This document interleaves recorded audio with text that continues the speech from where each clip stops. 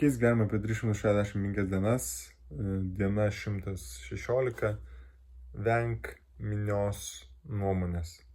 Tai jeigu nueisi į internetą, nueisi į forumus, video kažkokius, naujienų portalus, bus krūva komentarų. Dažniausiai negatyvių, dažniausiai ten visi ekspertai, tenais, dažniausiai tai yra visiškas laiko gaišimas.